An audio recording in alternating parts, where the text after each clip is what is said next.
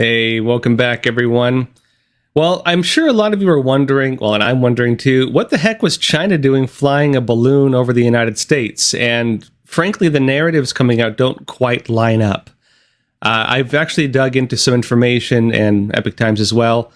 It looks like the Chinese Communist Party was testing systems to launch hypersonic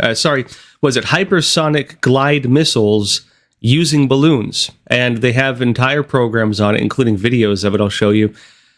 This is very similar, those of you familiar with like Cold War history, to Reagan's Star Wars strategy, where Ronald Reagan was talking about putting, former President Ronald Reagan was talking about putting nuclear warheads in space, in orbit. If you do that, it's game over. It basically means you can either detonate from space or near space, which could destroy a nation using EMP, or you can drop it at such a speed that it cannot be intercepted.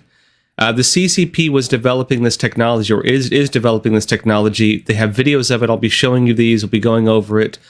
And some other concerning stuff came out as well, which is the Pentagon really looked like it was getting involved in politics.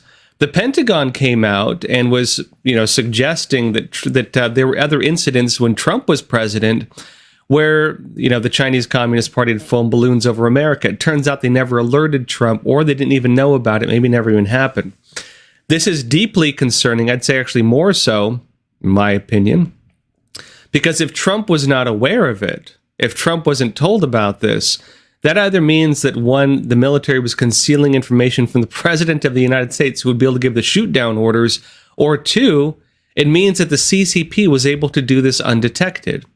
Wild stuff, folks. All right, let's jump into the first story. We'll go into this, a few other things. We'll also be talking about euthanasia in Canada, how doctors are saying they've been forced to participate. Pretty crazy stuff. Are we not up on Epic TV right now? Very strange. We'll keep going. I assume it is going to be there, and so I do apologize to all of you. All right, folks, that said, let's jump into the first story. First off, we have here the one about the balloons. I want to go deep into this and show you some of the different programs around this. Epic Times reports this: balloon with 3 hypersonic missiles tested by China in 2018. And it says this stunning footage displays a high-altitude balloon not dissimilar from the one that traversed over the United States last week, carrying 3 hypersonic glide vehicles, or HGVs, into high altitude and dropping them for testing. Chinese state broadcaster CCTV, one of the main state-run media of the Chinese Communist Party, by the way, reported on the weapons tests in September of 2018. The footage has since been deleted from Chinese media. So the CCP tried to erase the history of what it was doing with this. But photographs and a short clip of it, other clips as well, can be found online still, which we actually located and we have here for you. In one post from 2018, a Twitter user shared footage from Douyin, China's version of TikTok, which shows the balloon lifting the 3 HGVs, hypersonic glide vehicles, from the ground. HGVs are generally launched by rockets in a similar manner to traditional missiles. And upon reaching orbit, or in this case, I think high Earth orbit, I can't remember which, the HGVs detach from the rocket and fly through the atmosphere using their own momentum. Such weapons are much faster than other missiles while they're in low orbit, but become much slower upon hitting the dense air of the atmosphere. They have no jets to power them. The 3 HGVs dropped by the balloon in the footage appear to have been designed to test this phenomenon specifically, it seems. It says the balloon-dropped HGVs were part of an effort to develop precision warheads for hypersonic weapons, according to the South China Morning Post.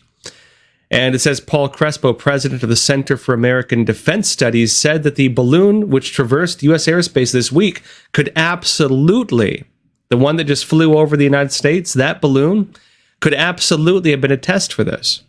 He said it could have been a dry run for an attack using a balloon-mounted weapon, but that hypersonic missiles would likely not be a first choice for China's communist regime.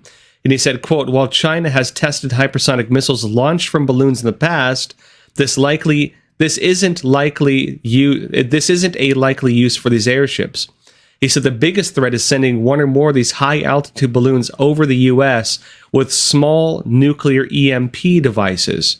Remember, we're talking about EMPs or electromagnetic pulse. Everyone was talking before, or at least it was pretty broadly discussed, the concern that the Chinese Communist Party was going to use essentially these balloons for an EMP attack, electromagnetic pulse, which wipes out the electric grid of a country. Sorry, folks, we're still not on Epic TV. I do apologize for y'all. But further when it says this, right, that basically that would be detonated at extremely high altitude. They could knock out power and communications across the U.S., wreaking havoc for a year or more without firing a shot on the ground. And as we actually mentioned in another story, I believe actually Roman did something on it just recently, an EMP is estimated to possibly kill about 90% of the American population, not because the EMP blast itself would be deadly, but because the aftermath of it would be deadly. Basically, the elimination of emergency services, the end of the food supply, and people, roughly 9 out of every 10 people, not being able to weather such a scenario. That would be the real concern of an EMP. Not to mention an EMP attack would be followed very closely by a ground war or, physical invasion. It wouldn't just be a standalone type of attack. Now, that said, I want to show you some other videos here. Let me show you a video, the one we just talked about, in fact, that the CCP did record, in fact, of its test of these vehicles. Let me open this up for you. This is on Twitter, actually. This video shows the CCP weapons platform using balloons, which they plan to use as basically launch platforms for missiles. In this case, hypersonic glide vehicles. Let me play this for you.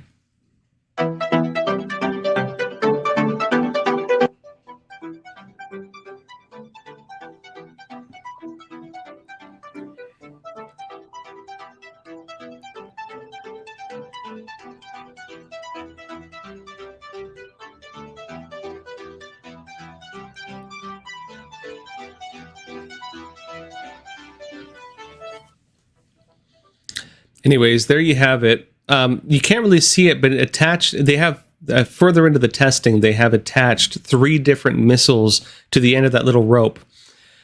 Some people compared this actually to another weapons test program that's being done by Japan. I believe back in 2015. It was called the Descend program. And let me show you the Descend program, which was a very similar weapons test done, again, by the Japanese in Europe, actually. And this is a Japanese website here, the Descend project, fiscal year 2010 to fiscal year 2015. And it says, drop test for simplified evaluation of non-symmetrical distributed sonic boom, or Descend. Now, before I go into this, let me explain why this matters so much. The Chinese Communist Party was developing weapons platforms using balloons as platforms to, basically drop weapons on a country. This could be used to, for example, drop a nuclear weapon. It could be used to drop a hypersonic glide missile, which could strike different targets. Remember, one of the problems the CCP has is even though it does have hypersonic glide missiles, including anti-ship weapons that could allegedly sink even aircraft carriers, it would be hard for them to deploy those in close enough proximity to actually, really hit anything of value in the United States, or at least in the U.S. heartland. Using this type of technology, this could be used for just about anything.